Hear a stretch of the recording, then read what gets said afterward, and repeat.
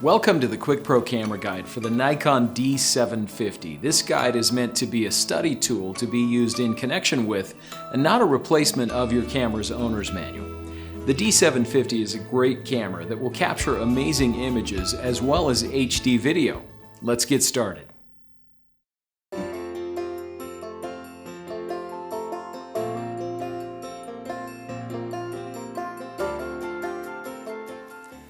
Your D750 has many sophisticated buttons and dials, and to take the best pictures with your camera, you'll want to be familiar with the functions of each of them. Let's begin by taking a closer look at many of the camera's features. First, there is the power switch and shutter release button. To take a picture, simply press and hold the shutter button halfway down for a moment, allow the camera to focus, and press it the rest of the way down to take the picture. This is the exposure compensation button, the movie record button, and the metering mode button. We'll discuss more about the metering modes later in this guide. This is the control panel. The control panel is where you can view and change many of the camera's important settings. Here is the accessory shoe, which will allow you to use an optional flash unit with your camera. This is the built-in flash unit. This is the mode dial. To change the camera's shooting mode, press and hold this lock release button and rotate the mode dial. You can choose from P or program auto, S or shutter priority, A or aperture priority, M or manual, the effects mode with 7 different special effects settings, the user settings modes, the scene mode with almost 20 different scene options, flash off mode, and the auto mode. We'll discuss the camera shooting modes in greater detail later in this guide. This is the release mode dial and lock release button. To set the camera's release mode, press and hold the lock release button and rotate the release mode dial. You can choose from single frame, continuous low speed, continuous high speed, quiet, quiet continuous, self-timer, and mirror up.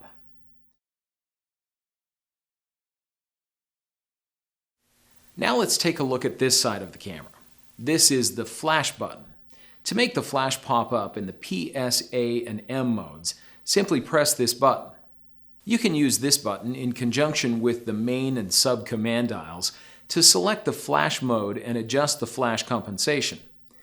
To set the number of frames to be bracketed, press and hold the bracket button while rotating the main command dial.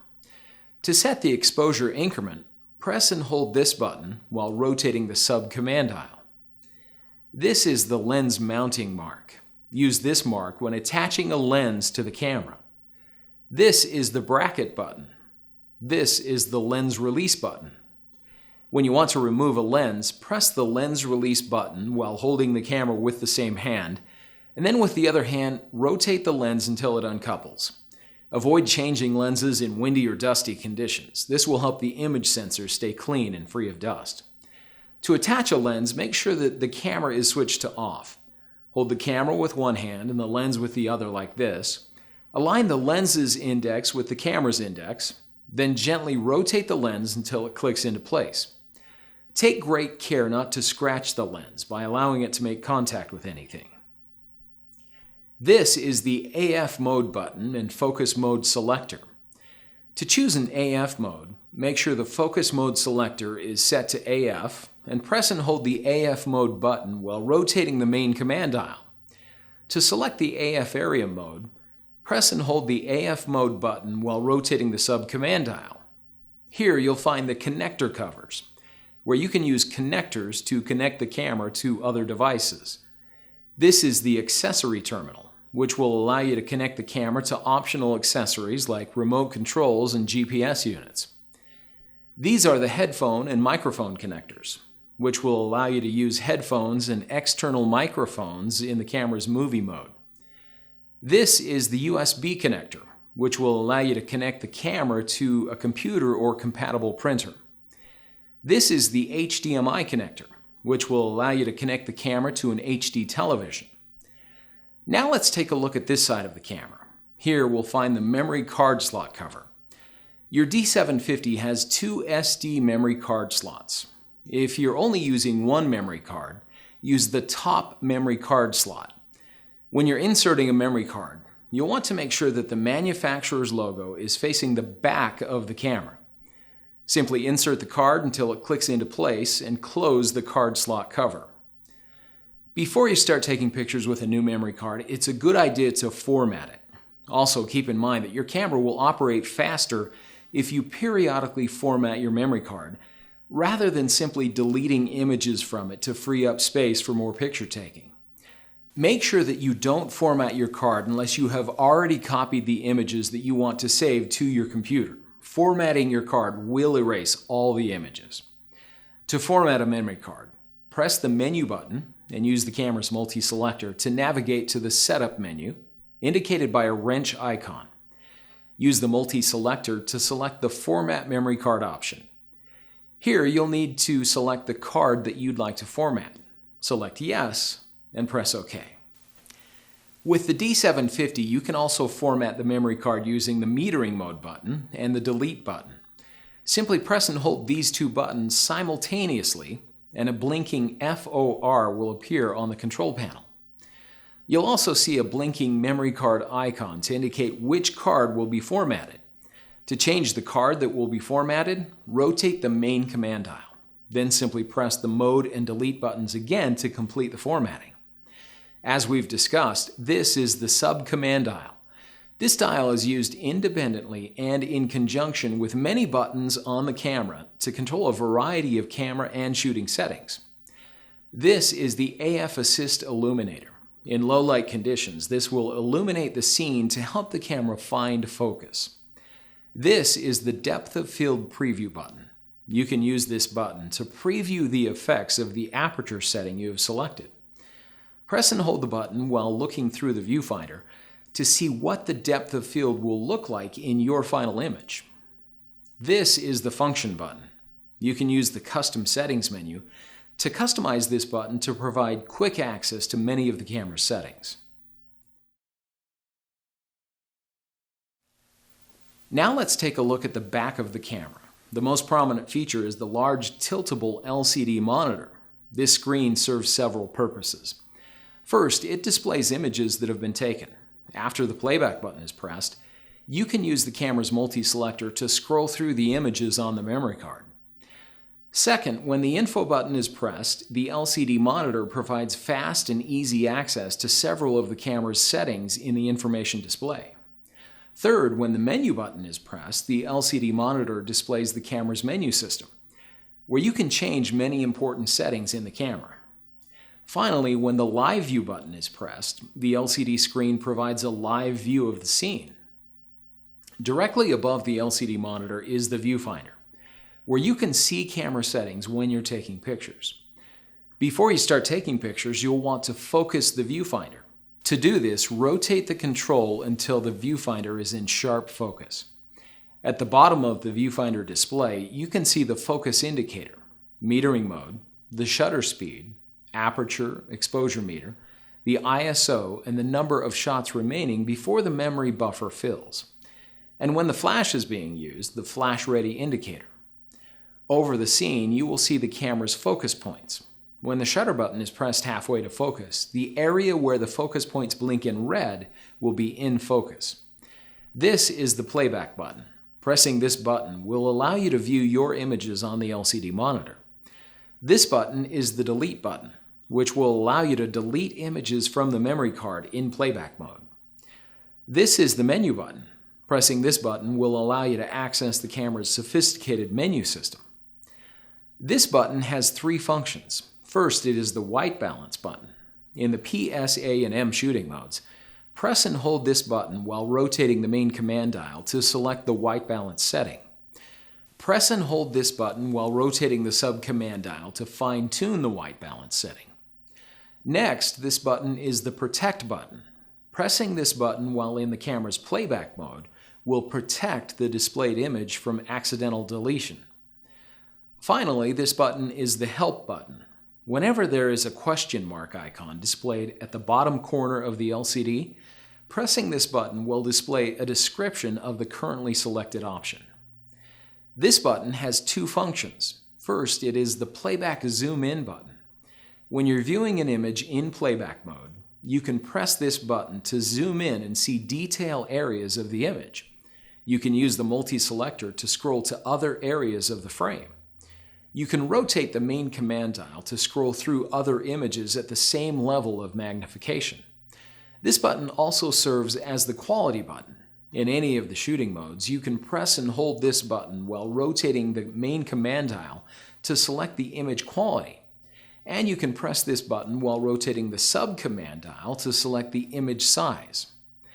This button also has two functions. First, it is the Playback Zoom Out thumbnail button. When you're viewing a zoomed image in playback, you can press this button once or multiple times to zoom out. In regular playback, you can press this button once or multiple times to see different thumbnail views of the images on the memory card. In the shooting modes, this button is the ISO button. Simply press and hold this button while rotating the main command dial to select the ISO setting. And press and hold the button while rotating the sub-command dial to turn on or off the auto ISO sensitivity control. This is the I button, which will provide fast access to several camera settings in the playback and shooting modes. This is the AE/AF lock button.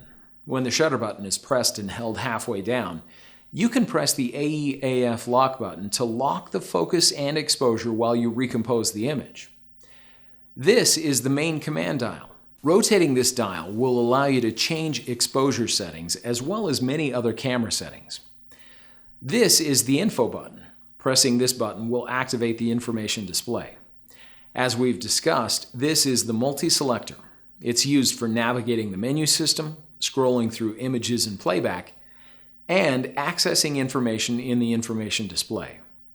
You can press the right side of the multi-selector to confirm selections in the menu system. This is the OK button, which is used to confirm selections in the camera's menu system. This is the focus selector lock. When it is set to L or lock, the focus point is locked and cannot be changed with the multi-selector. This is the live view selector, which is used to select whether the camera will shoot still images or movies when in live view. This is the live view button. Pressing this button will activate the camera's live view. To end live view, simply press the button again.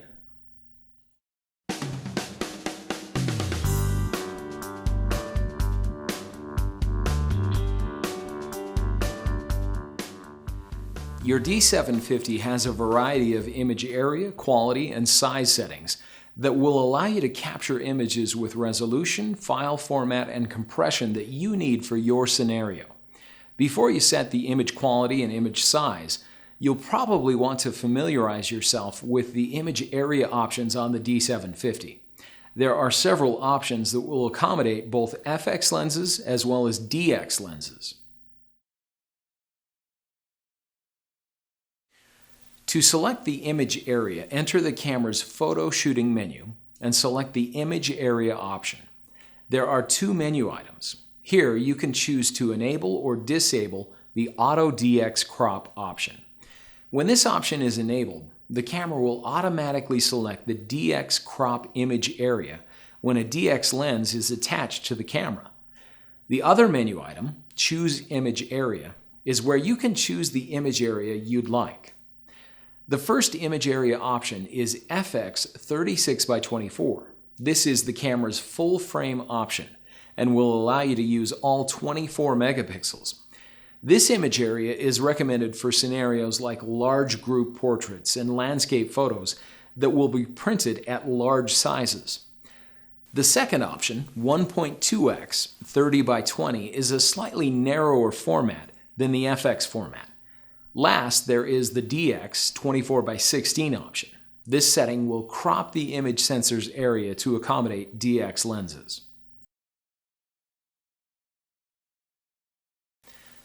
Now that we've discussed the image area options, let's take a moment to talk about the camera's image quality and image size options.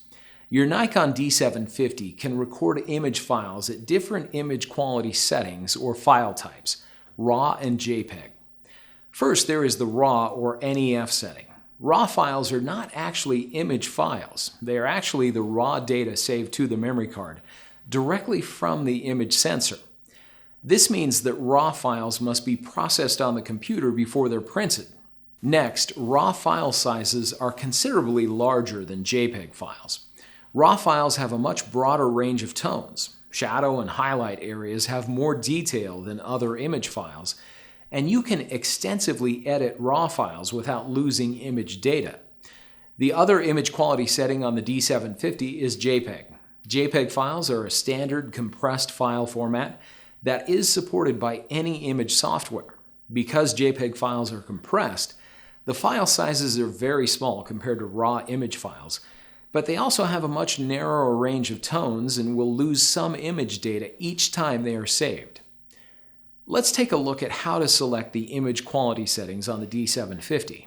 The fastest method is to simply press and hold the quality button while rotating the main command dial. You can see the selected image quality setting on the information display. The other method for selecting the image quality is through the menu system. Enter the camera shooting menu and select Image Quality. Here you can choose from a variety of options. Let's start at the bottom of the list and look at the JPEG options first. There are 3 different JPEG options, including Fine, Normal, and Basic. The JPEG quality options determine how much compression is used when the JPEG file is saved to the memory card. Images with a fine setting will have the least compression. Images with a normal setting will have a moderate compression, and images with a basic setting will have the most compression. Above the JPEG settings, you will see the RAW options. You can choose to have the camera record only one RAW file each time a picture is taken, or you can choose to have the camera record one RAW file and one JPEG file each time a picture is taken.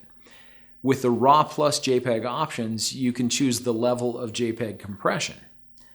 Now let's talk about the image size options, which determine how many megapixels you'd like the camera to use when recording images.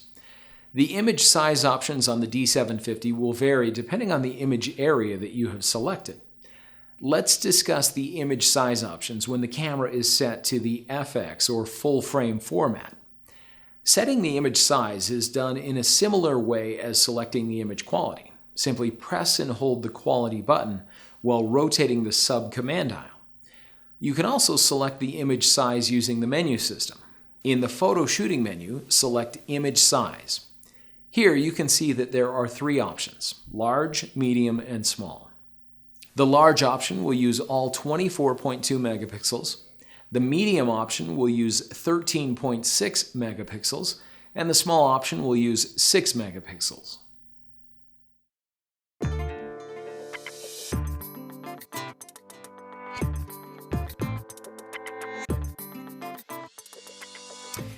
One of the most important concepts in photography is exposure, or the amount of light that falls on the camera's image sensor or film.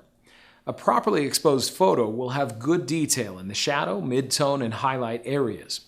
Photos that are too bright are overexposed, and photos that are too dark are underexposed.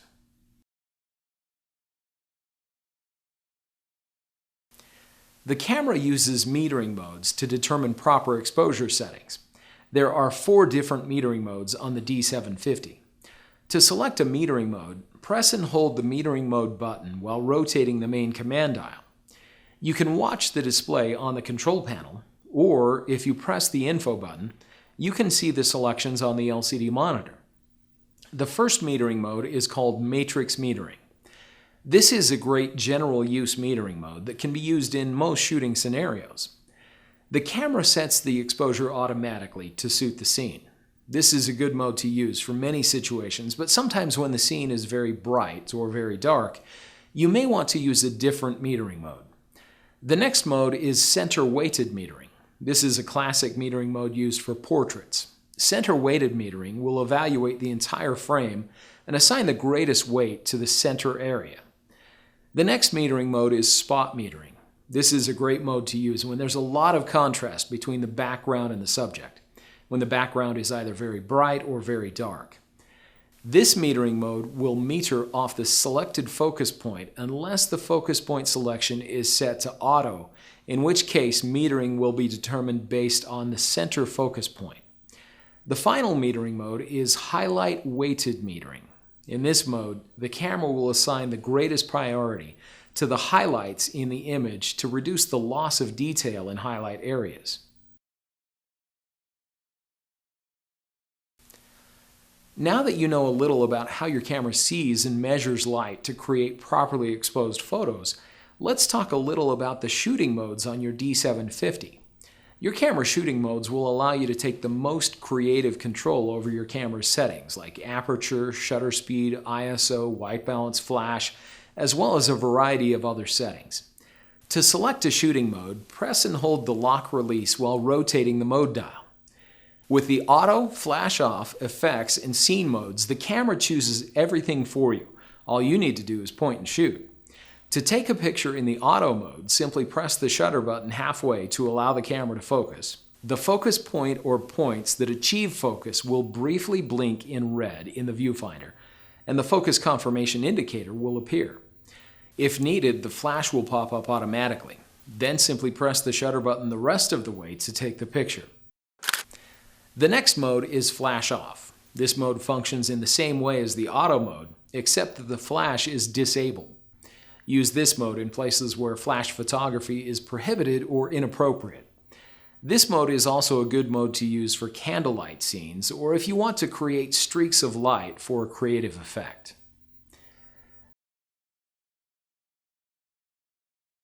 The next setting on the mode dial is scene. The D750 has many different scene modes that will help you capture great images in almost any scenario. To access the scene modes, press and hold the lock release while rotating the mode dial to scene. Then rotate the main command dial to select the scene mode. If you'd like to view additional information about the scene mode, press and hold the help button. There is a scene mode for portrait, landscape, child, sports, close-up, night portrait, night landscape, party indoor, beach snow, sunset, dusk dawn, pet portrait, candlelight, blossom, autumn colors, and food.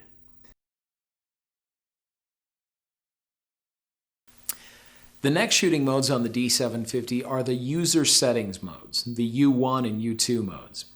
These modes allow you to save entire banks of settings to a single, easy-to-recall mode. User settings modes are especially useful and time-saving when you find yourself shooting in the same location, like a studio, on a regular basis. Note that when the settings in the user settings modes are saved, everything is saved. All of the exposure settings, the flash settings, white balance, autofocus modes, even image quality and image file types are saved. To assign custom settings to one of the user settings modes, you'll first need to select all of the desired settings, starting with the shooting mode. Note that only the P, A, S, and M shooting modes can be registered. You'll also want to select the aperture setting, shutter speed, and ISO settings, as well as the metering mode, white balance, and now the focus mode. Now, all you'll need to do is save all of these settings as a user settings mode. To do this, simply enter the camera's menu system and navigate to the Setup menu. Here, select Save User Settings and select the User Settings mode where you'd like to save the settings and select Save Settings. You can also reset the user settings to factory default. Here, select Reset User Settings, select the user settings mode you'd like to reset and press OK. Select Reset and press OK again.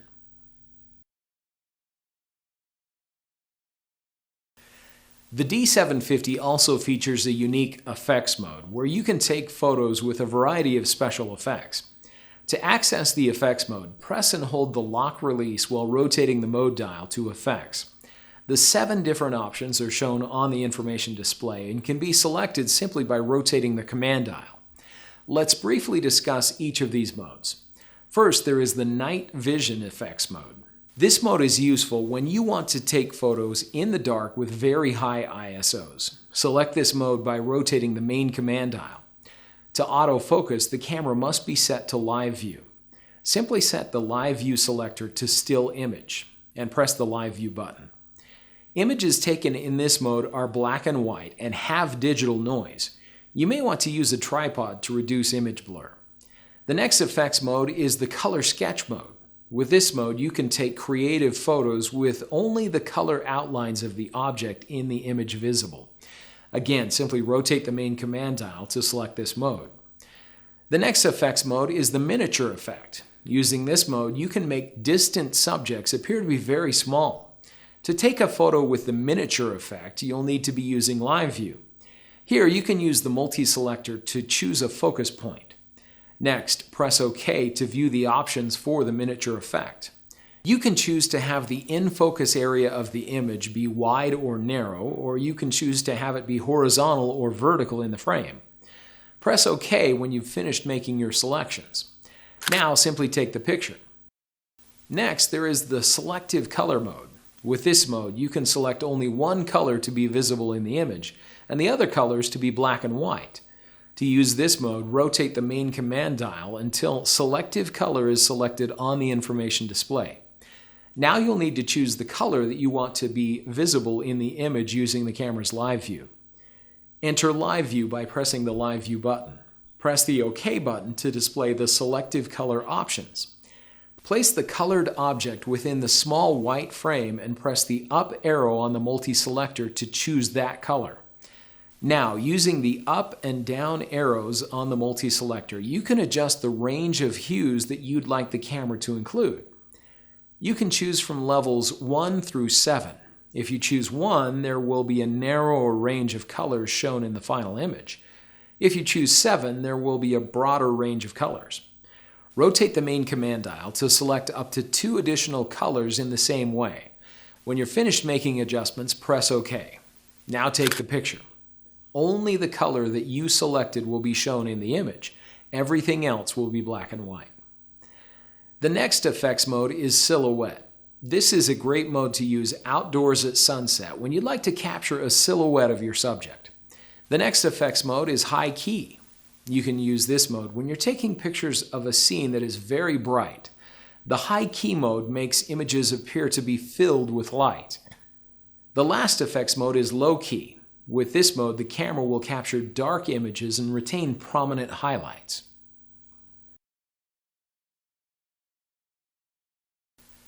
Now let's take a look at the more advanced shooting modes on the D750. The first mode is called Programmed Auto and is represented with a P on the mode dial.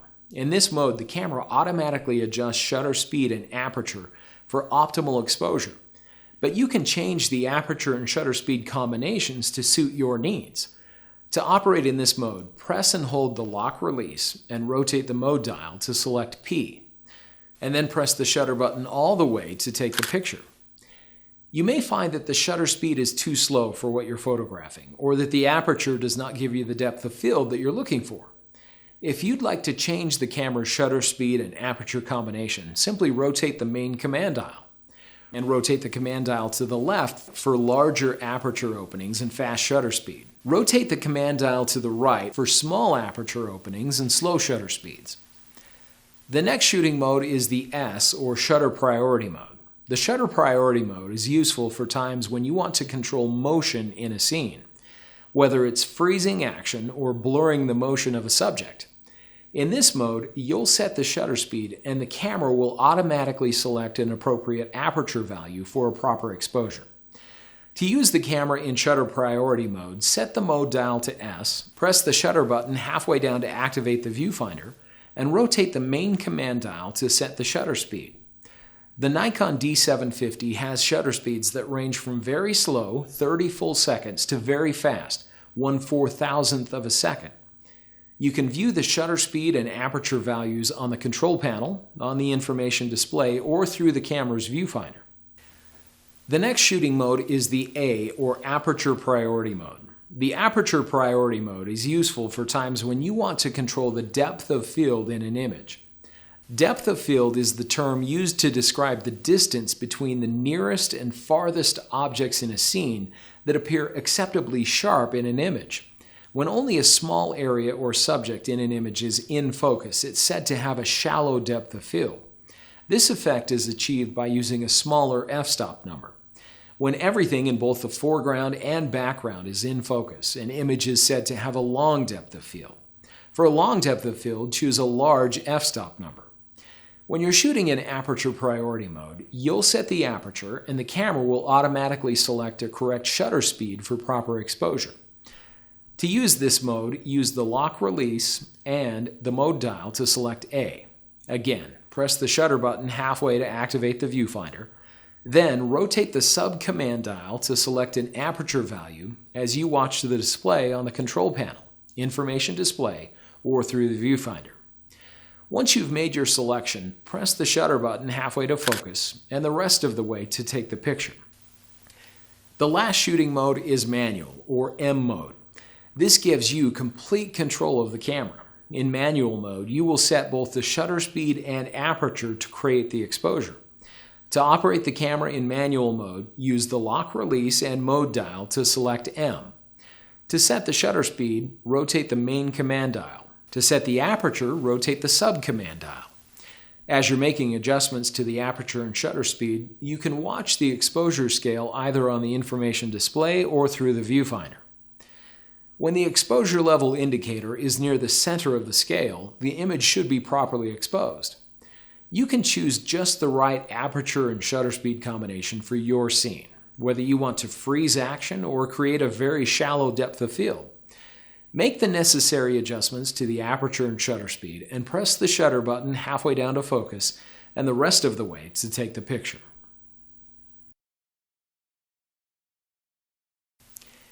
In addition to aperture and shutter speed, the camera's ISO setting will have a significant impact on whether your images are properly exposed. The ISO setting affects the image sensor's sensitivity to light.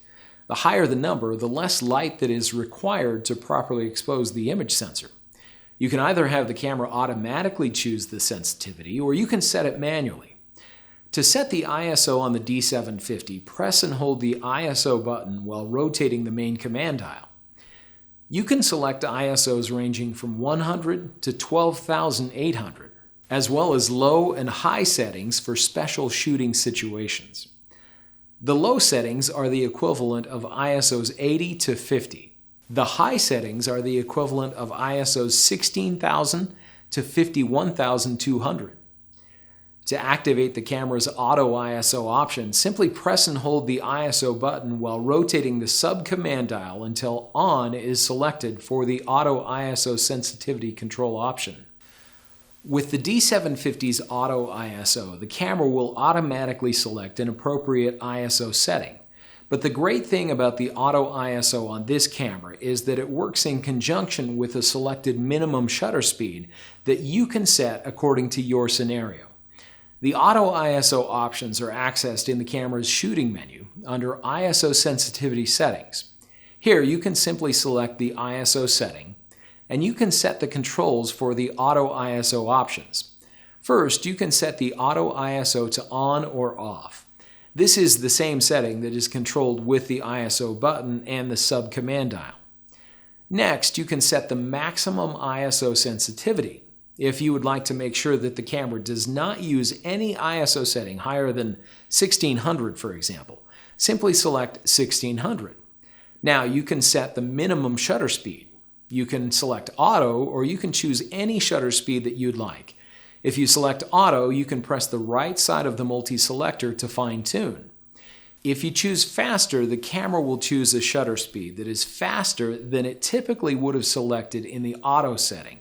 And if slower is selected, the camera will choose a shutter speed that is slightly slower than the auto setting normally would have selected. If you choose a specific shutter speed, the camera will increase the ISO to keep the shutter speed at the minimum that is selected. It's a good idea to set the ISO speed to suit the ambient light setting that you're shooting in. When you increase the ISO speed to a higher number for low light, a faster shutter speed can be used to avoid blurry images. The D750's image sensor will allow you to use very high ISO settings and still have great images. Keep in mind, however, that some very high ISO settings will introduce digital noise or grain into your images. You want to experiment with the camera's ISO settings to become familiar with their range and control. Here's a guide that will help you have a basic idea of what ISO setting to use in various situations.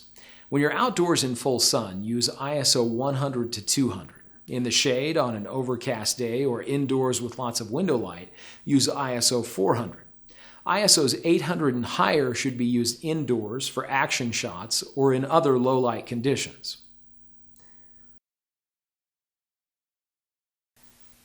Now that we've discussed shooting modes and ISO settings, let's take a minute to talk about the camera's release modes. The release modes determine how many times the shutter releases when you press the shutter button. The D750 has single frame, continuous low speed, continuous high speed, quiet, quiet continuous, self-timer, and mirror up. To set the release mode, simply press and hold the lock release and rotate the release mode dial. In single frame release mode, one picture will be taken when you press the shutter button completely. This is a good mode for stationary subjects. The continuous low-speed release mode will record up to 6 frames per second while the shutter button is pressed down completely. You can change the maximum frames per second for this release mode in the camera's custom settings menu. The continuous high-speed release mode will record up to 6.5 frames per second while the shutter button is pressed down completely. The quiet shutter release mode is like the single frame release mode, except that it does not beep when focus is achieved. This mode keeps sound to a minimum in quiet surroundings. The quiet continuous release mode is like the quiet release mode, except that it will record up to 3 frames per second while the shutter button is pressed completely. The self-timer mode takes the picture 10 seconds after the shutter button is pressed completely. Use this mode for self-portraits or with a tripod to reduce camera shake at very slow shutter speeds. You can change the self-timer delay in the camera's custom settings menu. There are options for 2, 5, 10, and 20 seconds.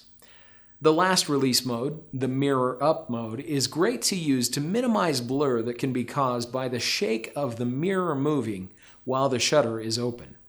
To use the mirror up mode, make sure that mirror up is selected on the release mode dial. Next, frame the image and press the shutter button halfway to focus. Then press the shutter button completely to raise the mirror. Now, simply press the shutter button again to take the picture. To minimize camera shake, press the button smoothly, or you might consider the use of an optional remote. The mirror will lower automatically when shooting ends.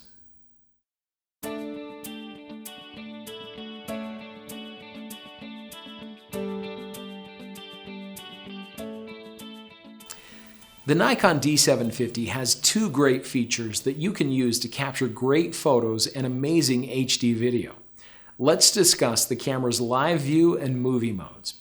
To shoot in live view or prepare for movie recording, press the live view button. You can use the live view selector to choose whether to shoot still images or movies. Please note that it's important to avoid directing the camera's lens toward the sun in live view and movie modes, as this can seriously damage the camera's internal components. In live view, you'll need to choose the camera's AF mode as well as the AF area mode. To choose the AF mode, press and hold the AF mode button and rotate the main command dial. In live view, you can choose from AFS or single servo AF, AFF or full-time servo AF. The AFS or single servo AF focus mode is best suited for stationary subjects. The focus will be locked using the selected focus point when the shutter button is pressed halfway. Use this mode when you're photographing objects or stationary people. The other autofocus mode that is available in live view and movie mode is AFF or full-time servo. This is a great mode to use for moving subjects. Using the selected focus point, the camera will focus continually, even without the shutter button being pressed. Focus will be locked when the shutter button is pressed halfway down. After you've selected the autofocus mode, you'll need to choose the autofocus area mode. To do this, press and hold the AF mode button and rotate the sub-command dial. In live view and movie modes, there are 4 different AF area modes. face priority, wide area, normal area, and subject tracking. The AF area modes determine how the camera chooses the focus point or area to use when autofocusing. For the wide, normal, and subject tracking AF area modes, use the multi-selector to move the focus point to the desired area of the frame. You can press the OK button to quickly place the focus point in the center of the frame. If you select face priority, the camera will automatically find and focus on faces in the frame. Wide area is best suited for photographing landscapes and other non-portrait subjects. Use normal area when you want to pinpoint focus on a specific part of the frame. Using a tripod will help you make sure that focus stays exactly where you want it. This is a great mode to use when you're photographing small subjects. The last AF area mode is subject tracking. This mode is great for moving subjects. You'll need to position the focus point and press the OK button. This will tell the camera to track the subject in the focus point as it moves across the frame. To end subject tracking, press the OK button again. In all of the AF modes and AF area modes, the focus point will blink in green while the camera is focusing. When focus has been achieved, the focus point will stop blinking and remain green. If the camera cannot focus, the focus point will blink in red.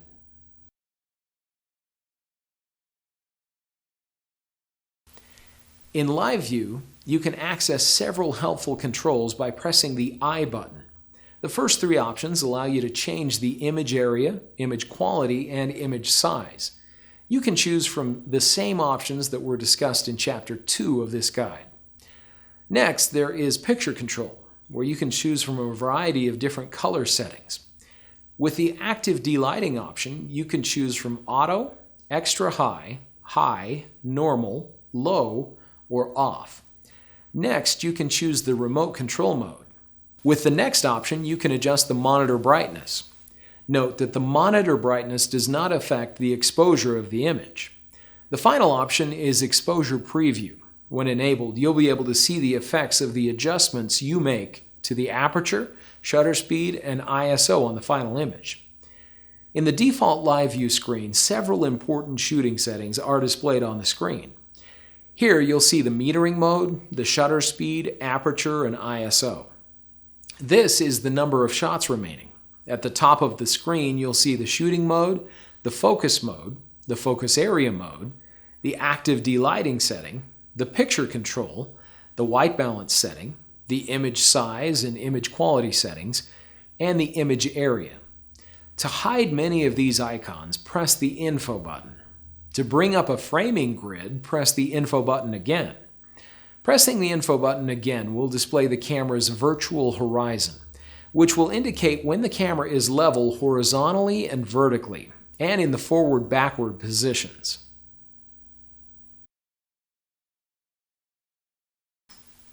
In addition to live view, your D750 is also capable of shooting high-quality HD video. When shooting movies, use a Speed Class 6 SD card or higher. If a slower memory card is used, the movie may not be properly recorded. While shooting movies or in live view, be sure that you do not point the lens directly into the sun, as it may cause damage to the camera's components. Just like capturing still photos, you can set the camera to record video at different resolutions or frame sizes. The D750 has two resolution settings, 1920 by 1080 and 1280 by 720. Both of these have several frame rate options. Choosing 24 frames per second will closely imitate the look that you would get if you were using a film video camera. 30 frames per second is more like what you would see on television. 60 frames per second is a good option for recording fast action video. The 25 and 50 frames per second options are PAL European equivalents to the 60 and 30 frames per second options. The purpose or use of the finished video will help you decide which frame size and quality setting to use. Keep in mind that the higher the resolution, the larger the file sizes will be. The movie recording options, including frame size and quality, are available in the camera's movie shooting menu under Movie Settings. Scroll to Frame Size, Frame Rate, where we'll be able to select the frame size and frame rate. Choosing one of the top 5 options, 1920 by 1080, will allow you to capture full HD video. Use this when you want the highest resolution video the camera is capable of recording. This number indicates the frame rate. You can choose from 60, 30, or 24 frames per second for NTSC and 50 or 25 frames per second for PAL. The second resolution option, 1280 by 720, is a good option when you want to have high quality video, but it doesn't need to be full HD.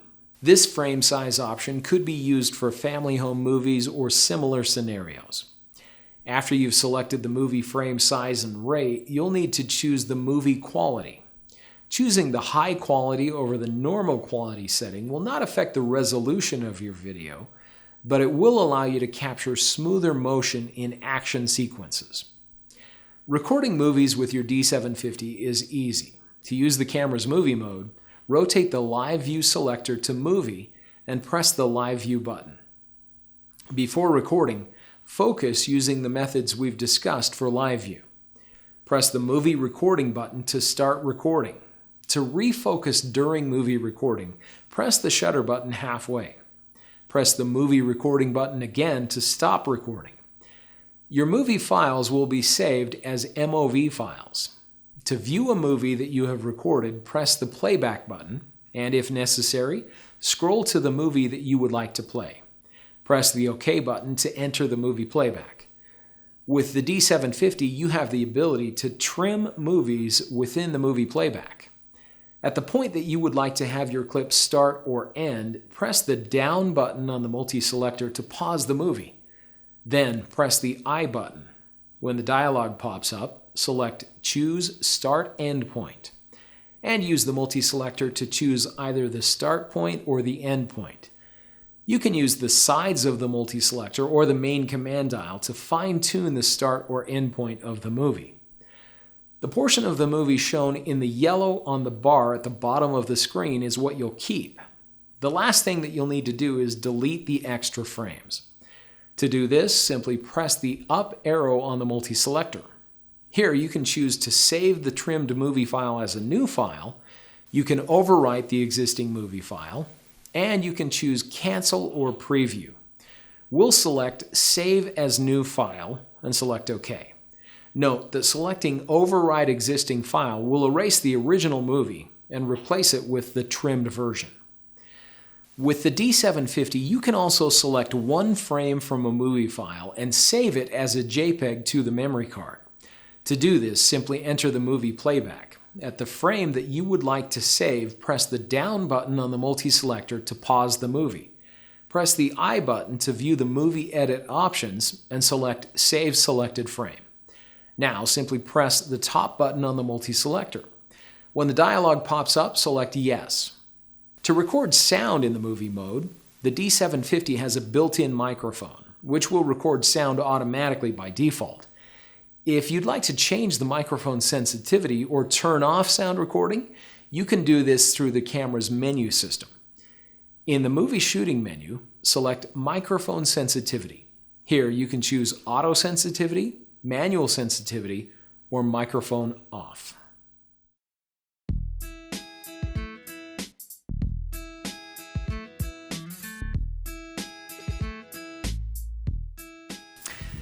The Nikon D750 has a large LCD monitor where you can review images, adjust menu settings, and access the information display. There are many options available for previewing images, and many of the camera's settings can easily be accessed through the information display. Let's discuss how to use these camera features. For basic playback of your images on the camera's LCD monitor, simply press the playback button. Then you can use the multi-selector to scroll through the images. If you have a large number of images recorded on your memory card, you may find that it's faster to find the photos that you would like to view if you display multiple photos on the screen at once. To do this, simply press the Zoom Out button. Pressing the Zoom Out button once will display 4 images on the LCD monitor. Pressing the Zoom Out button twice will display 9 images, and pressing the Zoom Out button a third time will display 72 images.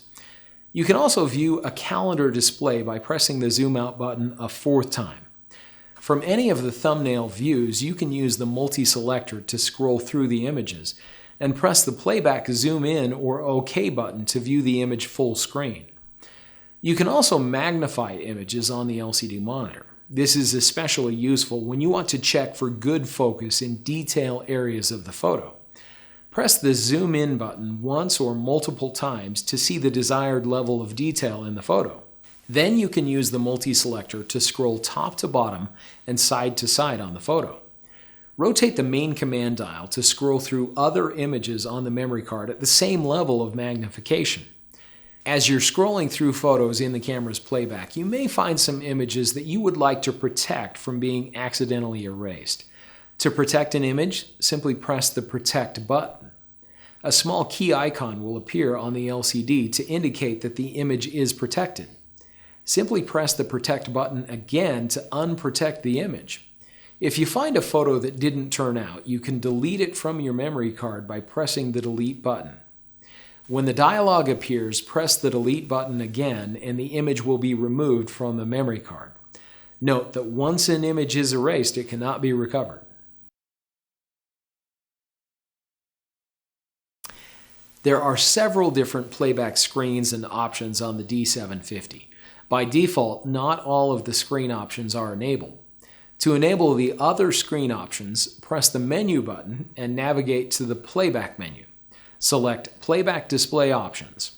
Here you can press the right side of the multi-selector to select each of the options to be enabled. When you're finished, press OK. Let's take a look at the first and default playback screen. This screen shows some important information about the image. First, there is the memory card where the image is saved, the folder name, the file name, image quality and size settings, and the date and time that the image was recorded. At the top right corner of the screen, the frame number out of the total number of images is displayed. To view additional playback displays, press the up or down arrow button on the multi-selector. Pressing the up arrow button will display a full-frame image with no additional information. Pressing the up arrow again will display the overview playback display. In addition to the information that was shown in the default or file information playback display, there is a histogram of the image. The histogram gives a basic idea of the tone distribution in an image. If the histogram is shifted to the left side of the graph, the image will probably be dark or underexposed. If the histogram is shifted to the right side of the graph, the image will be too bright or overexposed. In most cases, a properly exposed photo will have data distributed in the center of the graph or over the whole graph. The histogram will help you have a basic idea of the overall exposure of your image when you're outdoors in bright sunlight and the photos are difficult to see on the LCD monitor. This screen also shows the metering mode, the shooting mode, the shutter speed, the aperture, the ISO setting, the focal length, the exposure compensation and flash compensation settings, the active delighting setting, the white balance setting, the color space, and the picture control. Pressing the up arrow again will display the first screen of the shooting data display. There are 3 screens in this display. Press the up arrow on the multi-selector to view the additional screens. The next playback display is the RGB histogram display. This screen shows a histogram for the whole image as well as a histogram for each of the red, green, and blue channels of the image. Here you can see the areas in any of the individual channels that are shifted to the left, showing the dark tones in that channel, or shifted to the right, showing the lighter tones in that color channel. If any of the channels have distribution that is shifted too far to the right, that color channel will be oversaturated and show little or no detail. To view clipped highlights for a specific channel, you can press and hold the Playback Zoom Out button while pressing the side of the multi-selector. The areas that blink in black are the areas that have lost detail for that channel. Areas that blink in black when the top histogram is selected are areas that have lost detail in all color channels.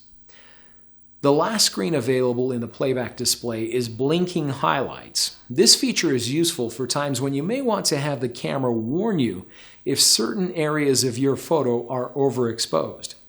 In this playback display, areas that are very overexposed and have lost detail and highlights will blink in black.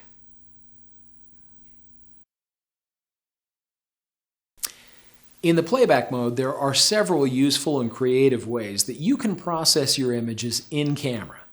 To access these options, press the I button and select Retouch. The first item in this menu is D-lighting, which allows you to brighten shadow areas in an image. First, you'll need to select the amount of correction that you'd like to apply. A preview image is displayed as you scroll through the options. Choosing low will improve some of the darkest shadow areas. Normal will brighten more of the shadow areas, and high will brighten most of the shadow areas in the image. After you have made your selection, press OK to save the image. The camera will make a copy of the image and save it to the memory card. Retouched images will have the retouch icon displayed at the top of the image. The next retouch option is red eye correction. This feature will allow you to reduce the effect of red eye in images where the flash was used. Another useful feature is trim, where you can crop a photo in camera.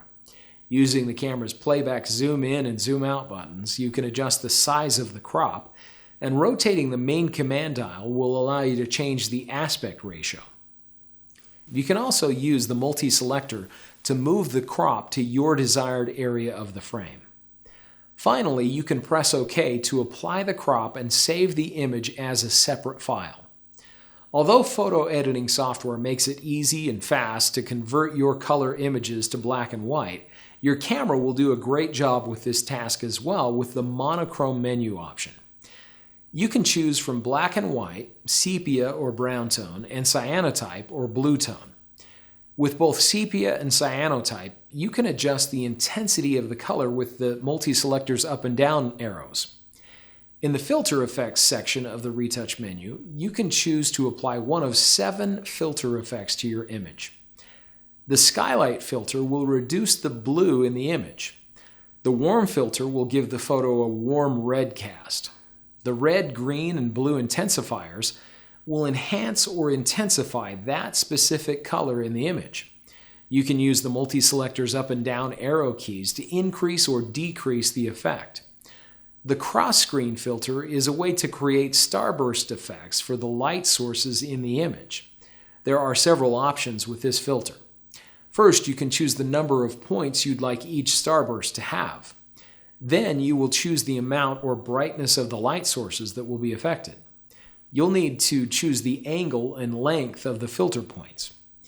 After your selections have been made, you can select Confirm and press OK to see the effects of your changes.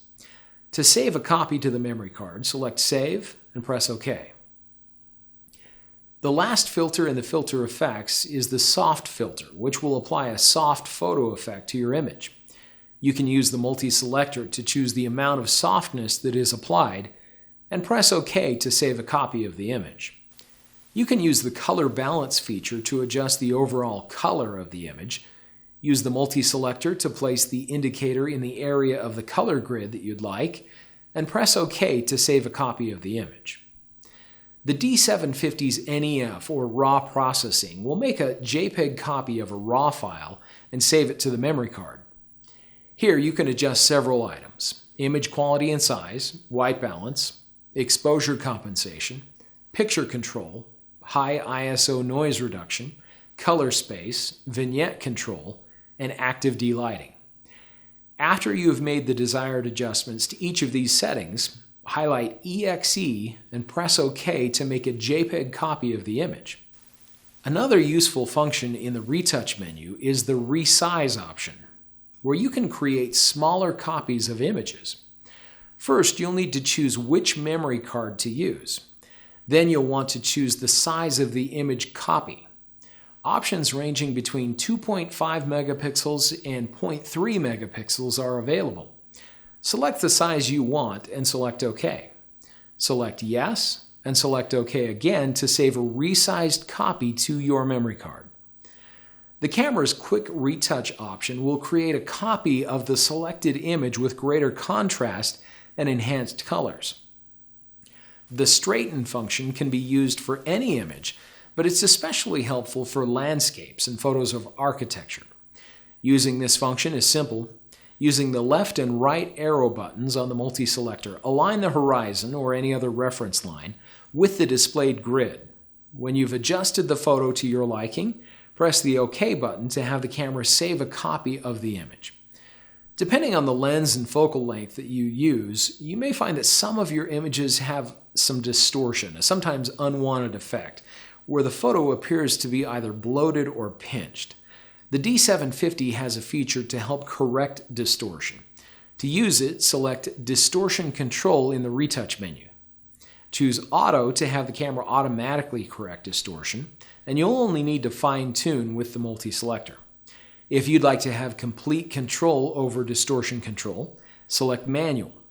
Use the multi-selector to adjust the distortion control to your liking and press OK to have the camera save a copy of the image. If you don't own a fisheye lens but you like that effect, you can recreate it with the fisheye feature in the Retouch menu. Simply select Fisheye and use the left and right arrows on the multi-selector to choose how much fisheye distortion that you'd like to apply. Press OK to save a copy of the image. The color outline and color sketch options will allow you to create interesting and artistic effects with your photos. Similar to distortion control, the perspective control feature will help you to reduce the distortion that is often caused when photos of architecture are taken from a very low viewpoint. You can use the up, down, left, and right arrows on the multi-selector to make adjustments to the perspective distortion. Again, simply press OK to save a copy of the adjusted image. The miniature effect feature will allow you to create images with similar effects to photos that are commonly created with tilt-shift lenses. Use the sides of the multi-selector to choose the size of the field of focus, and use the top and bottom of the multi-selector to choose the area of focus. You can press the Zoom Out button to change the direction of the field of focus. To see a preview of the effect, press and hold the Zoom In button. When you're satisfied with your changes, press the OK button to save the image to the memory card. The selective color effect allows you to create photos that have only selected colors shown in an image that is otherwise black and white. Use the multi-selector to find the area of color that you'd like to select and press the AEL/AFL button to select it. You can rotate the main command dial once and then use the top and bottom of the multi-selector to adjust the range of colors you'd like included. Then you can rotate the main command dial to select up to 2 additional colors in the same way. When you've selected the colors you'd like to be visible in the image, press OK to save a copy to the memory card. The side-by-side comparison option will allow you to view the original image side by side with the edited copies. If you have created multiple edited copies, you can use the multi-selector to highlight the image on the right and use the top and bottom of the multi-selector to scroll through the edited copies.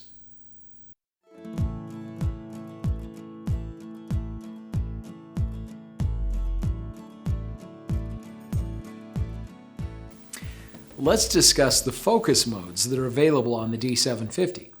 The Nikon D750 has a sophisticated autofocus system with a variety of autofocus modes and areas that, when used well together, will help you get great focus regardless of what type of subject you're photographing.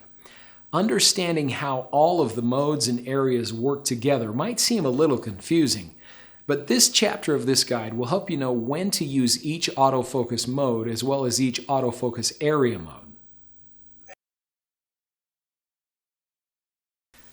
Let's first discuss the camera's 2 autofocus modes, single servo AF and continuous servo AF. To choose an autofocus mode on the D750, make sure that the focus mode selector is set to AF, then press and hold the AF mode button and rotate the main command dial. The AF mode that is selected is shown on the control panel and in the information display.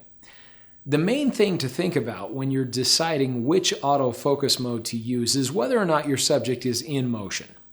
AFS, or single servo AF, is intended for use with stationary subjects. In this mode, the focus is locked when the shutter button is pressed halfway. This would be a good mode to choose if you're photographing products or doing portrait work with an older child or adult. AFC, or continuous servo autofocus, is the mode that you would want to choose for photographing moving subjects. In this mode, the camera will focus continually while the shutter button is pressed halfway. This mode is great if you're photographing a sporting event, small children, or animals. In AFA, or auto servo AF, the camera will automatically decide whether to use the single servo AF or continuous servo AF, depending on whether or not the subject is in motion. In this mode, the camera will switch from single to continuous servo automatically if the still subject starts moving. The last of the focusing modes is the manual focus, or MF mode. To use manual focus, simply switch the focus mode selector to MF. This gives you the control to manually focus on any subject through the viewfinder by using the focus ring.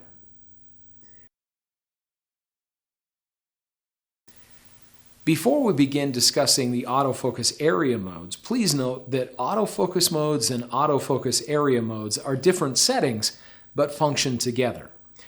Understanding how they work together will help your images have great focus. There are 5 basic autofocus area modes: single point AF, dynamic area AF, 3D tracking, group area AF, and auto area AF. To choose the AF area mode, press and hold the AF mode button while rotating the sub-command dial. The AF area mode will be displayed on the control panel and in the information display. The first autofocus area mode is single point AF. In this autofocus area mode, you will manually select the exact focus point that you would like the camera to use for focus. This autofocus area mode is great for stationary subjects. Once you have selected single point AF for the autofocus area mode, it's easy to select the focus point using the camera's multi-selector. You can see the focus point that is selected in the viewfinder. The camera will focus only on the subject that is in the selected focus point. If you want to quickly set the focus point back to the center point, simply press the OK button. The next autofocus area mode is dynamic area AF. This mode is not available with the AFS, or single servo AF mode. When you're using this mode, the initial focus point is selected manually, just like in the single point AF mode. In dynamic mode, the areas or focus points surrounding the one that you select will be used as backup. This means that if the subject briefly leaves the selected point, the camera will focus based on information from the surrounding focus points. The dynamic area AF mode is great for subjects that generally move in one direction within the frame. In dynamic area AF, you can choose from 9, 21, or 51 point. You'll want to choose the number of dynamic area AF points based on the predictability of the moving subject. The more predictable the subject is, the less AF points you'll need. For subjects that are somewhat predictable in their movement, you could use the 9-point dynamic area AF.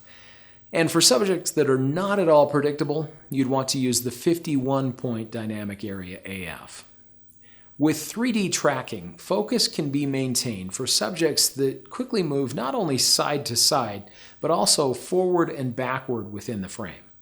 Examples of these types of subjects would be figure skaters or rodeo participants. 3D tracking is not available in the AFS mode. The next AF area mode is Group Area AF. With Group Area AF, the camera will use the AF points within a selected group for focus. You can use the multi-selector to position the Group AF area in the desired area of the frame. This is a good AF area mode to choose for subjects that are difficult to photograph with a single AF point. This mode will help ensure that the camera focuses on the subject instead of the background. In Auto Area AF, the camera will automatically find the subject and choose the appropriate focus point or points to use. This autofocus area mode is available for use in both of the autofocus modes. Auto Area AF is great for snapshots or for situations when you don't have time to select the focus point manually. However, keep in mind that in the Auto Area AF mode, the camera may occasionally choose to focus on a subject other than what you had intended. Now that we've discussed the camera's autofocus modes and autofocus area modes separately, let's talk about how the autofocus functions could work together in specific shooting scenarios. Let's first use a sporting event, a football game, as an example. Subjects in this type of scenario will be in motion, so you'd want to select the AFC or continuous servo AF mode. If single servo AF was chosen, the camera would not continue to focus on the subject as the shutter button was pressed halfway down. After the autofocus mode is set to AFC, either dynamic area or 3D tracking would be good choices for the autofocus area mode. The speed and predictability of the subjects would determine whether dynamic area or 3D tracking would be the better choice. If the action is somewhat predictable and the motion is generally from side to side, using the dynamic area AF would get good results. If the action is more erratic and the motion is not only side to side but forward and backward as well, 3D tracking would be a good option. So when you're at a sporting event like a football game, you'll probably want to choose continuous servo AF for your focus mode. And depending on the level of action in the game, either dynamic area or 3D tracking for the AF area mode. Now let's discuss a portrait scenario. Assuming that you are photographing an older child or adult, the subject will be stationary. So a good AF mode to use would be the single servo AF.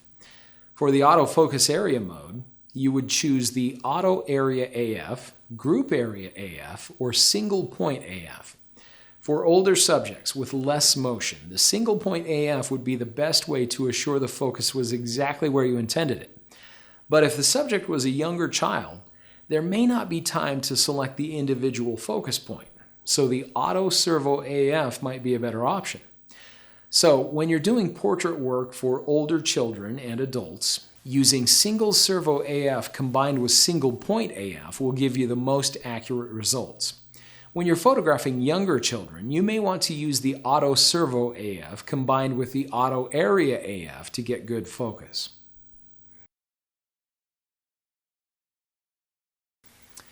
Sometimes a photo may have poor focus, but it's not related to the camera's focus mode or focus area mode.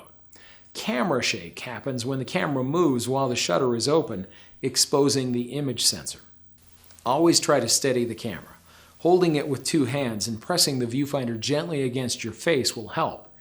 You can also lean against something or use a tripod, a monopod, or even a beanbag to steady the camera.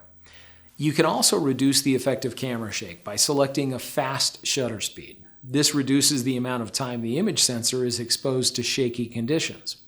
A helpful rule of thumb is to set your shutter speed to 1 over the focal length. Confusing? Let me explain. If the focal length of your lens is 300 millimeters, for example, you should set your shutter speed to at least 1/300th of a second. If the focal length is 80 millimeters, you might get by using a shutter speed as low as 1/80th of a second. Generally speaking, a tripod is a good idea anytime the shutter speed is slower than 1/60th of a second, regardless of the focal length of the lens.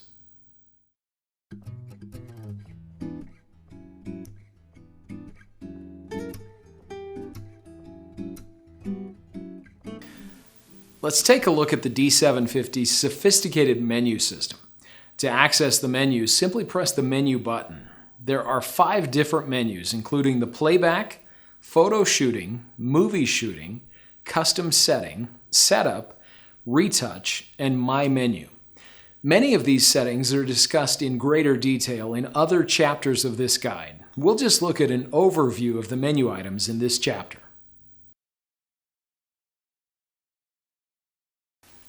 Let's first take a look at each of the items in the Playback menu. First, there is the Delete option. Here you can choose to delete a selected group of images, all of the images from a specific date, or you can delete all of the images. The next Playback menu item is the Playback folder. Here you can select which folder of images you'd like to be viewed in the playback mode. The next option is Hide Image. With this option, you can select images that you'd like to only be viewed through the camera's Hide Image menu.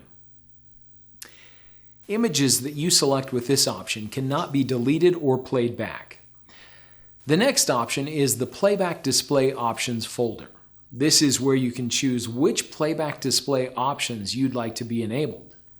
Under Basic Photo Info, you can select whether or not you'd like to have the focus point that was used shown in image playback. Under Additional Photo Info, you can choose to enable or disable the image-only option, blinking highlights, RGB histogram, the shooting data, and the overview playback displays. The Copy Images option will allow you to copy images from one memory card to the other. The next option allows you to turn the image review on or off. The next option allows you to select how you'd like the camera to display images in playback after you have deleted an image. You can choose from 3 different options. With Rotate Tall, you can choose to have images that were taken with a vertical orientation automatically rotate for viewing in the playback screen. The next option is the Slideshow, where you can create a slideshow of the images for playback on the camera's LCD or television when the camera is connected with a compatible cable. The DPOF print order option will allow you to choose the order that images are printed directly from the camera when you're using a compatible printer. The next menu is the Photo Shooting menu. The first option is Reset Photo Shooting menu, which will allow you to reset the photo shooting menu options to factory default. Next, there are the Storage Folder and File Naming options, which will allow you to select the folder where your files are saved, as well as the naming structure and file name prefix for your files. The next option is Role Played by Card in Slot 2. This option will allow you to choose whether you'd like the secondary card to be used for overflow, backup, or to store the JPEG images when the camera is set to RAW plus JPEG. The next options are the image quality, size, and area. JPEG compression options allow you to choose whether the image quality or file size is a priority when recording JPEG images. The next option, NEF RAW recording, will allow you to choose the bit depth and compression for NEF images. The next 2 options are white balance and set picture control, which will allow you to choose the white balance and picture control settings. Manage picture control will allow you to adjust, edit, and save custom picture controls. Next, there is the color space option. Your camera has 2 color space options. Some photographers prefer the sRGB mode as it requires less processing later. Other photographers prefer the Adobe RGB mode, as this mode has a wider range of colors, making it a preferred option for images that will be extensively processed on the computer. The Active Delighting option is next. Active delighting helps preserve highlight and shadow areas, making images look more natural. Overall, active delighting is a great way to improve your photos in camera. The next option is HDR, or High Dynamic Range. When enabled, the camera will capture 2 images at different exposures and combine them to create an image with a super realistic range of shadows and highlights. You can enable or disable the HDR mode, and you can select the HDR strength. Next, there is Vignette Control, which will reduce the vignetting effect that is caused by certain lenses.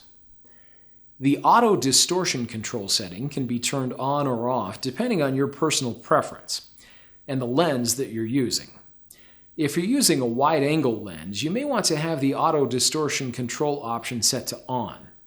The next 2 options, Long Exposure Noise Reduction and High ISO Noise Reduction, will allow you to enable noise reduction for long exposures, as well as set the level of noise reduction for images taken at high ISO settings. ISO sensitivity settings is where you can select the ISO as well as the auto ISO controls. Next, there is the remote control mode option. which will allow you to select a mode to use with an optional remote control. With the multiple exposure option, you can set up the camera to take multiple exposure photos. You can set the mode, number of shots, and the auto gain. The last menu item is the interval timer shooting option. With this feature, you can set the camera to take photos at preset time intervals, which can be minutes or hours.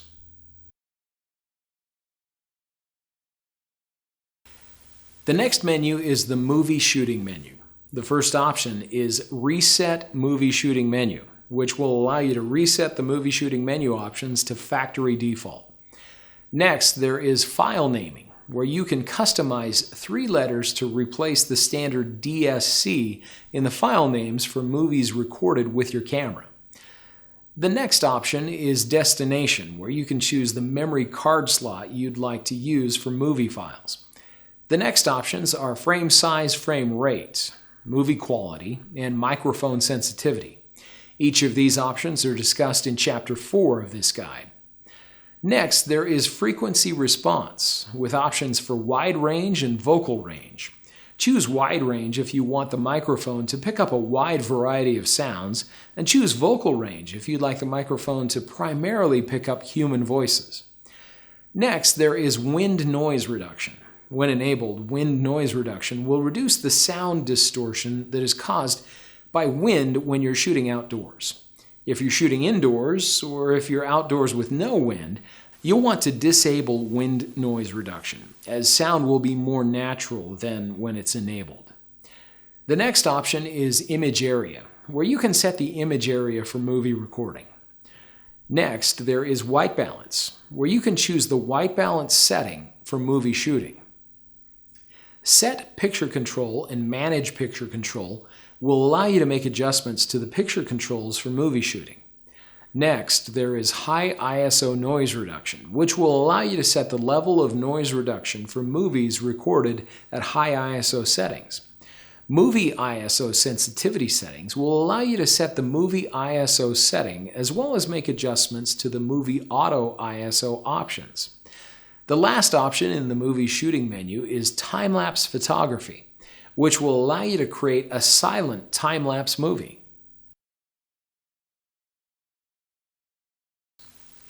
The next menu is the Custom Setting menu, where you can access a variety of settings for autofocus, metering and exposure, timers AE lock, shooting display, bracketing flash, controls, and movie. Each of these menu items are discussed in detail in QuickPro's Beyond the Basics guide for the D750.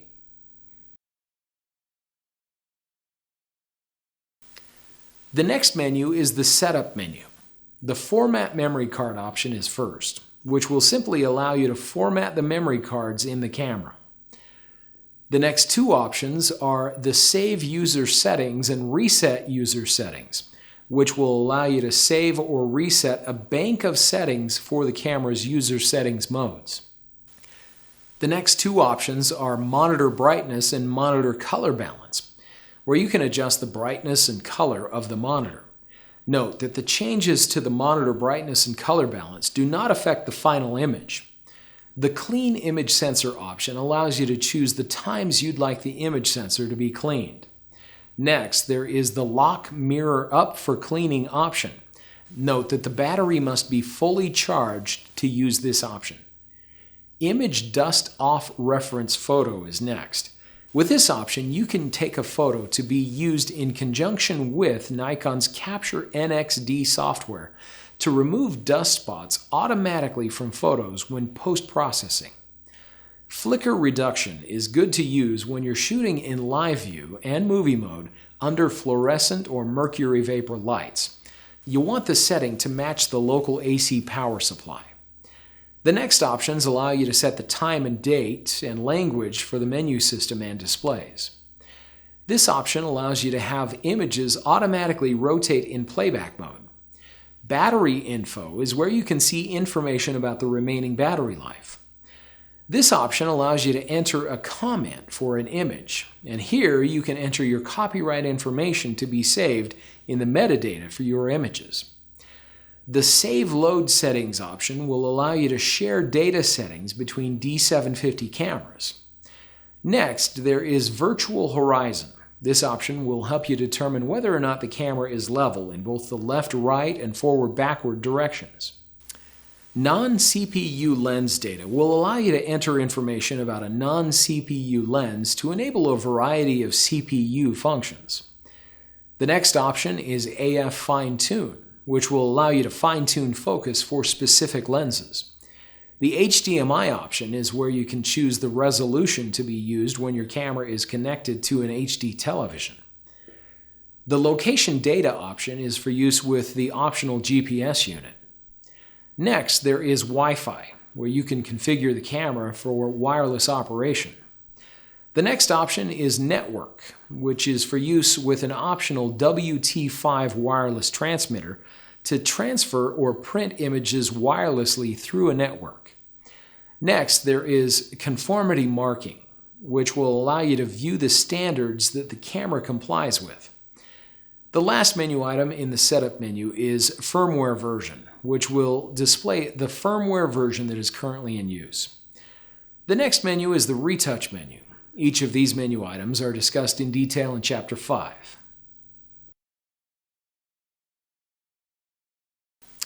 The last menu is My Menu, and this is where you can store a customized list of your most frequently accessed menu items. To add a menu item to My Menu, select Add Items. Here you can select the menu that you'd like to add items from, press OK, select the menu item that you'd like to add, and press OK again. To remove items from My Menu, select Remove Items and press the right side of the multi-selector to select the items that you'd like to remove. Press OK again to confirm. The next option in My Menu is Rank Items, which will allow you to select the order of the items listed in the My Menu. If you'd prefer to have a Recent Settings menu displayed instead of My Menu, you can select that under Choose tab. The Recent Settings menu will display the most recently accessed menu items.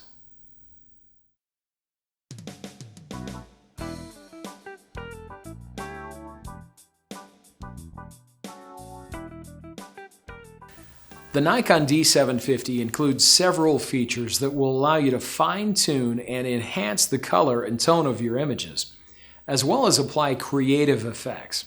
In this chapter, we'll discuss white balance, picture controls, and active de-lighting.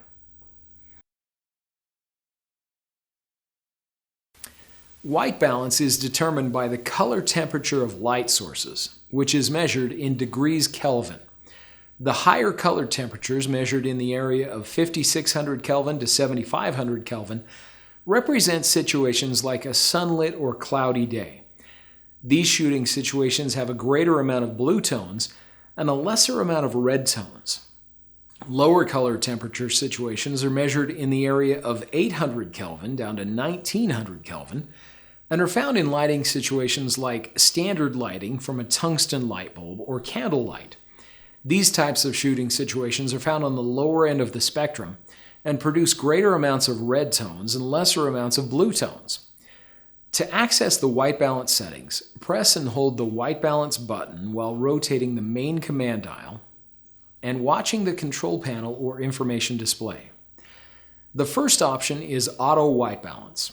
With this setting, the camera will attempt to automatically adjust the color temperature. The Auto White Balance setting has two different options, Normal and Keep Warm Lighting Colors. You can select which setting to use in the shooting menus. The next white balance setting is Incandescent. This is a good setting to use when you're taking pictures under common light bulbs. It reduces the reddish tones in a picture. This setting is marked with a light bulb icon. The Fluorescent Light setting is great for taking pictures under fluorescent lighting. With the D750, you can choose one of 7 different fluorescent white balance options, depending on the type of fluorescent light that you're shooting under.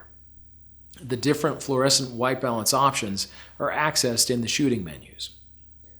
The next white balance setting is Direct Sunlight. Direct Sunlight is a great setting for taking pictures in the sunlight.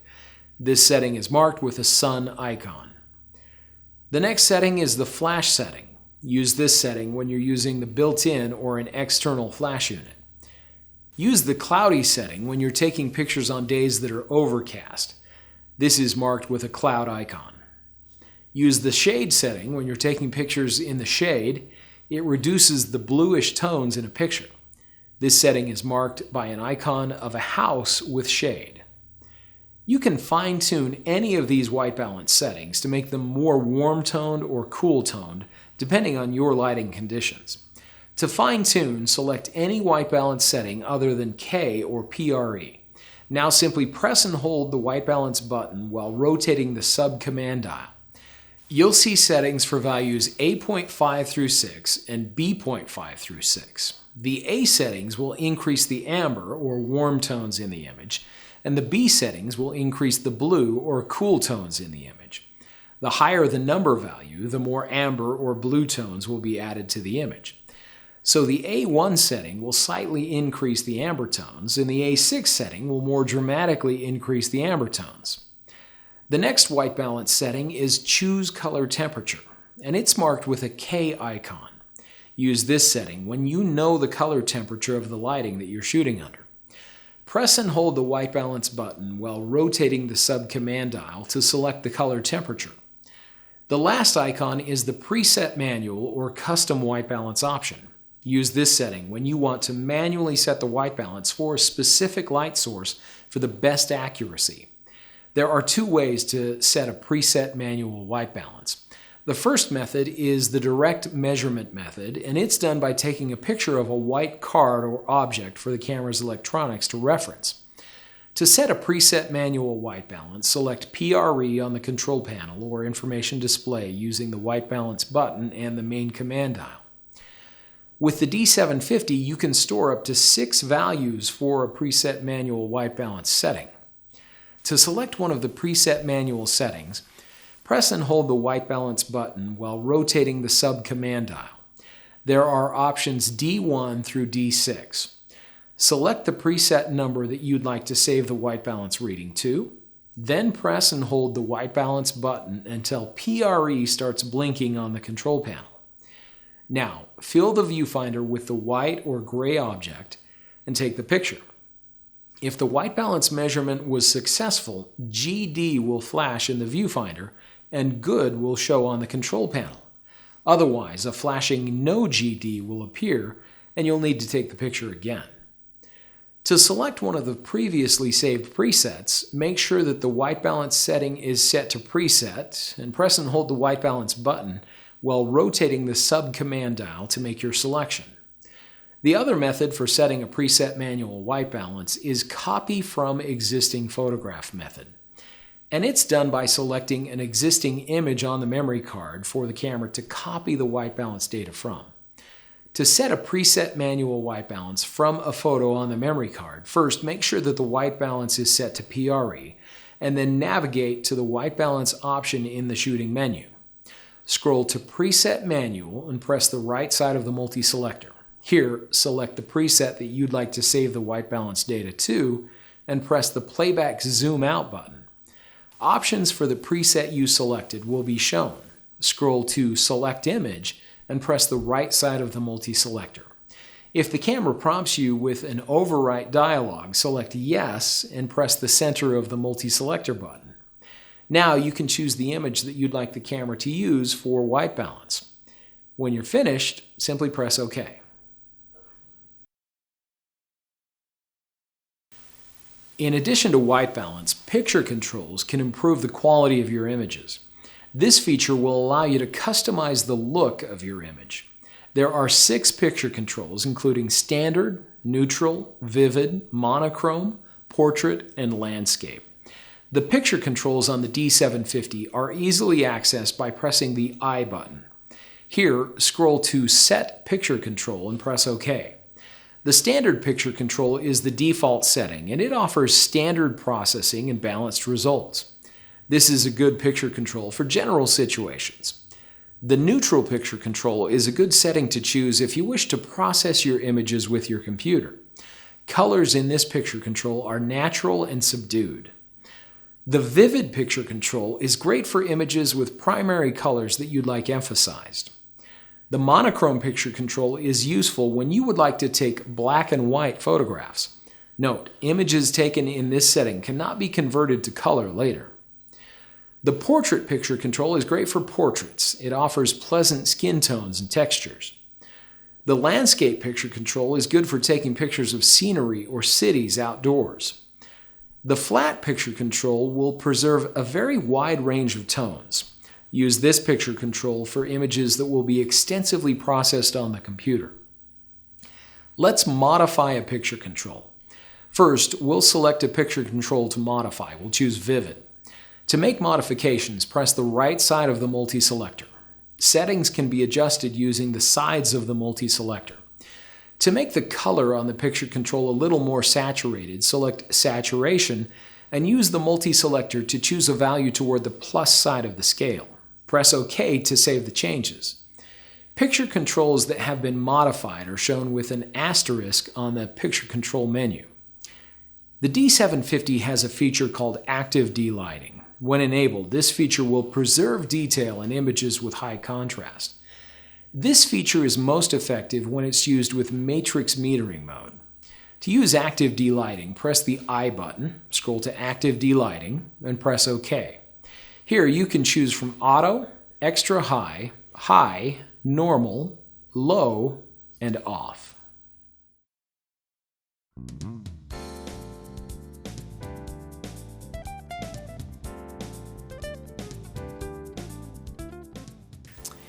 Your D750 has a powerful built-in flash that can provide you with extra light in certain shooting scenarios. The effective range of the built-in flash is between 2 and 30 feet, depending on the aperture, shutter speed, and ISO. As a general rule, you'll want to keep your subject within about 3.5 to 20 feet for the best results. To use the built-in flash, simply press the flash button, and the flash will pop up. To select the flash mode, press and hold the flash button while rotating the main command dial. To adjust the flash compensation, press and hold the flash mode button while rotating the sub-command dial. Values with a plus sign will increase the brightness of the flash, and values with a minus sign will decrease the brightness of the flash. Note that the available flash modes will vary depending on the shooting mode that is selected. We'll discuss the flash modes that are available when the camera is set to the Program Auto shooting mode. The first flash mode is Fill Flash. This mode is a good general use flash mode. The camera will calculate how much light is needed, and the flash will provide that light. The next flash mode is Red Eye Reduction. This mode is good when you're photographing people or pets. In this mode, a tiny pre-flash will fire, which causes the size of the person's pupils to shrink, lessening the effect of red eye in the photo. Because the photo is not taken immediately when the shutter button is pressed, you'll want to avoid using this mode with moving subjects. The third flash mode is Red Eye Reduction with Slow Sync. In this mode, the flash will combine the red eye reduction function with the slow sync mode. Use this mode for night portraits when you'd like the background to be properly exposed and you'd like to minimize the effect of red eyes. This mode is available only when the shooting mode is set to Program Auto or Aperture Priority. It's a good idea to use a tripod in this mode to minimize blur due to camera shake. The next flash mode is Slow Sync. This flash mode is a good mode to use when you're photographing a subject at night and you would like to have the background and the subject properly exposed. This mode is also available only when the shooting mode is set to Program Auto or Aperture Priority, and you may want to use a tripod when using this mode as well. The next flash mode is Rear Curtain Sync. In this mode, the flash fires just before the shutter closes, which will create a stream of light behind light sources. The subject will be properly exposed. Using a tripod is recommended to minimize blur due to camera shake. The last flash mode is Flash Off, which will simply disable the flash.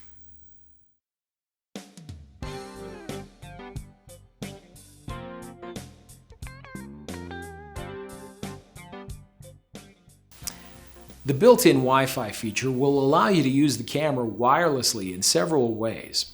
You can connect to a smartphone or tablet, operate the camera remotely, send images to a smart device, and share the images to a computer. In order to use the Wi-Fi feature to connect to a smartphone or tablet, you'll first need to make sure that you have the Nikon Wireless Mobile Utility app installed. The app is available for both Android and iOS platforms. Once you have the app installed, you can configure the camera to connect the smart device wirelessly. First, you'll need to enable the camera's built-in Wi-Fi. To do this, enter the Setup menu and scroll to Wi-Fi. Here, select Network Connection and Enable. Next, select Network Settings and View SSID. The camera will display an SSID and password. To connect an iPhone, tap Settings, Wi-Fi, and select the network for the Nikon camera. Now, launch the Wireless Mobile Utility app. There are options for taking photos and viewing photos. Let's briefly discuss how to take photos remotely using the app. To take a photo, simply tap the area of the frame that you'd like to be in focus, and then tap the camera button at the bottom of the app. The other option in the Wireless Mobile Utility app is the View Photos option.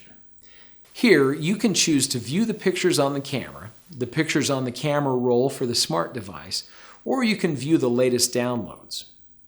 We hope you've enjoyed learning more about your Nikon D750. We know this new information will give you enough confidence and know-how to get the most out of your camera. Remember, you can refer back to any section of this guide at any time. Just select the topics that you want to review from the main menu. Watch for more QuickPro guides on newly released cameras. Thanks for watching.